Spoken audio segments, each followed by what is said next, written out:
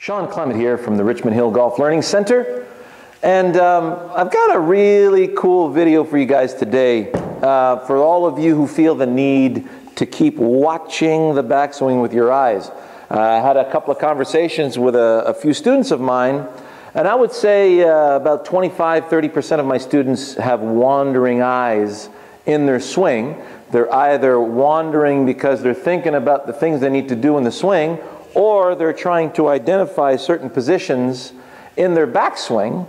And I would like to put to rest the issues and the concerns that you have and the worries that you have about your backswing, okay? Now, first and foremost, to make an observation about whether or not your swing's going into the properly into the backswing, you want to use your peripheral vision, not your direct vision.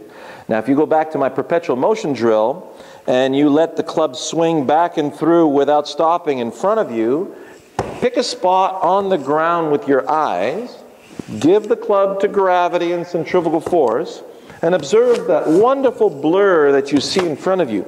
You're going to see a nice arc appear in front of your eyes here.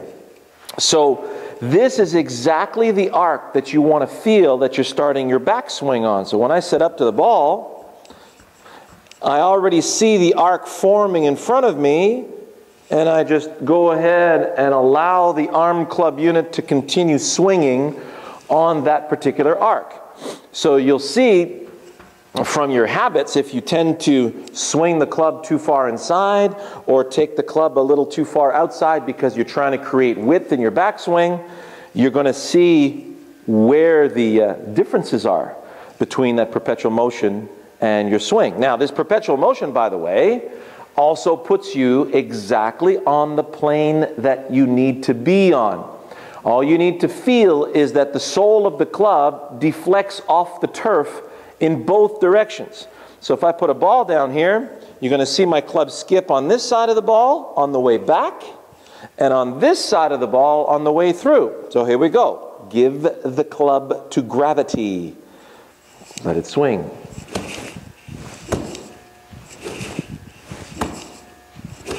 So you notice how my club is skipping the turf in each direction.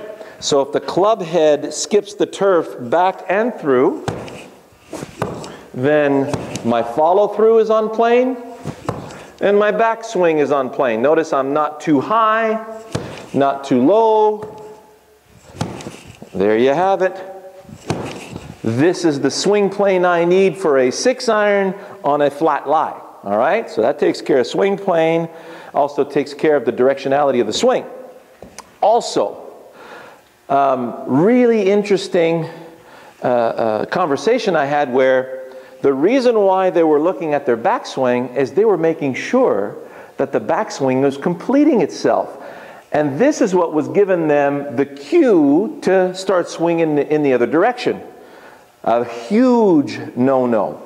Do not allow the eyes to move around in the swing, because if you let the eyes move, your focus will move. Your focus will be all over the place. If your focus unattaches itself in any way, shape, or form from that target, you will have a brand new target to hit, and that'll be the golf ball, which will send you over the top. So if you want to, make sure you understand why that is, go to my Over the Top in Abu Dhabi video, and you'll get the picture. Because the most efficient way to hit a golf ball when the golf ball is your target is over the top. So for all of you guys who, they've been told that your backswing looks good, but your downswing looks a little too steep, that's your target. Or that is your target by default, not by will, okay? So you may say, yeah, I'm going to go to the target. Okay, now I know I'm going in that direction, I can hit the ball. So it's not about the ball, it's about you swinging to the target. And I got just truckloads of videos on that particular subject. The key today is do not think about the backswing. Another issue with the backswing, just to put your mind at ease, if I'm playing baseball, I want to hit a home run center field, high fly ball over the pitcher's head. So I get into my position, and you look at my body language, I'm getting ready to go from a low position back here to a high position out there. So I'm looking for a nice high fly ball into center field. Whereas, let's say I'm going to a low grounder to third base. So you notice my backswing, how it adjusts itself in relation to the picture I have in front of me. So if I'm hitting a fade, starting it on the left-hand poster and fading it over to the right-hand poster, I want to feel that the momentum is heading in that direction. Notice how my swing naturally gathers a little more width going back and then supports itself so that the swing can go in the direction of the poster on the left. So if I'm doing a draw, starting from, let's say, the poster on the right back to the poster on the left, see the difference? Notice how my backswing is taking care of itself in relation to the area I want to start the ball.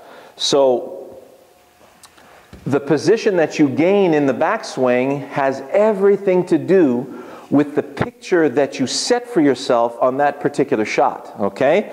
So the backswing responds to your intent on the follow-through, and that's what I want you guys to understand. The question is, when do you know your backswing is finished? Well, it's when you feel that you have everything you need to whip the club to the target effortlessly and powerfully with zero strain, okay? So, in other words, if I take the backswing to here, I don't feel like I can whip the club. I still don't feel like I can whip the club. So I need more turn of the body and more range of motion with the arm club unit. So with more range of motion in the arm club unit, I feel like I can really whip the club. Also, you'll notice that the arm club unit should be allowed to carry its own self through to the target. So from here, if I let it fall, not too bad, but I'm going to need a little bit more range of motion than that. See the difference? So I let it fall from a position that's got, you know, the body out of the way, no crash with the arms into the rib cage, so my arms are not all bunched up into my chest. That feels right there. So easy for me to whip that club. So then, boom. Very easy to whip, got no need to strain, everything's right where it needs to be, okay? Also check on my loaded arms video so that you understand, you know, when your arms are really loaded and they feel like they can sling the club through the ball. So this is all stuff that you don't need your eyes for. You need your awareness for, okay? Your eyes stay here. You can put your awareness on anything you want. Right now, my awareness is on you guys.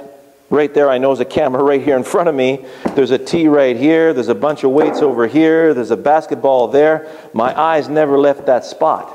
So practice putting your awareness where you want it to be without the eyes. And that'll really help your golf game.